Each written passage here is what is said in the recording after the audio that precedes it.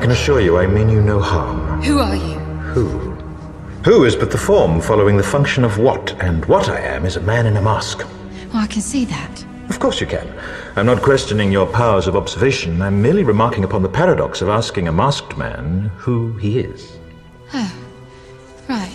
But on this most auspicious of nights, permit me then, in lieu of the more commonplace sobriquet, to suggest the character of this dramatis persona.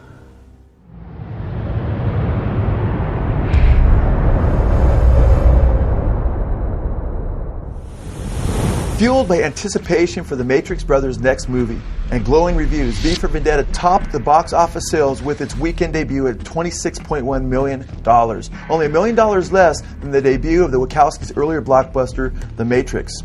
V for Vendetta, the Wachowski brothers' latest movie, is based upon the graphic novel by the same title written by Alan Moore. Moore is considered the Shakespeare of comic writers. Moore's graphic novels like League of Extraordinary Men, starring Johnny Depp, and others like From Hell and Constantine, or John Constantine, Hellblazer, have all become movies. V for Vendetta teaches the unsuspecting masses some of the same Antichrist doctrines that are found in the Wachowski brothers' other films, bound in The Matrix. What so much of the general public is unaware of, and so many Christians don't have a clue about, is that so many of these movies are based upon Satanism. In fact, Alan Moore, who wrote the books that these movies are based upon, Alan Moore is actually a practitioner of Satanist Aleister Crowley's black magic. Moore has stated, quote, "I'd known about Crowley ever since I was 12, when I had my spate of reading Dennis Wheatley occult paperbacks and being told that Aleister Crowley was the wickedest man in the world. There are references to Crowley in V for Vendetta. Aleister Crowley, the most highly regarded Satanist of the last 100 years, believed that he was being used by Satan as his, quote, chief of staff, end quote, to prepare the world for the destruction of Christianity and the acceptance of the Antichrist. What you are about to discover is that V for Vendetta is a bold and almost prophetic picture of the Crowleyan ideal for ushering in the age of Horus in replacement of the age of Jesus Christ or the dying God. Aleister Crowley's Satanic Manifesto, the Book of the Law, was based upon the credo for the Satanic New Age called "Do what thou wilt shall be the whole of the law." Crowley stated, "With my hawk's head I will peck out the eyes of Jesus as he hangs upon the cross." In the Book of the Law, Aleister Crowley actually teaches a sacrifice of children. He teaches elsewhere that the best sacrifice is that of an innocent male child. And he also teaches the sacrifice of young virgin girls and the dismemberment of their bodies and writing the names of the demons upon their limbs. In fact, Moore quotes Crowley's satanic maxim, "Do what thou wilt shall be the whole of the law," in V for Vendetta repeatedly throughout the graphic novel. Here on page 217, we see V telling Evie, "Do what thou wilt shall be the whole of the law." On page 187 of the graphic novel, we see V, after committing a string of murders and bringing anarchy, quoting Crowley again, stating, "Do what thou wilt shall be the whole of the law." Here we see V telling Evie that if she wants him to murder somebody for him, that she's just to pick a rose. He says, quote, "To pick a flower is not a large thing. Understand what is being offered here, and do as thou wilt." Aleister Crowley, the Satanist, Satan's chief of staff as he called himself, he had stated that to influence popular culture, that his followers to get in touch with demons, basically sell their souls, and channel these demons to affect the masses.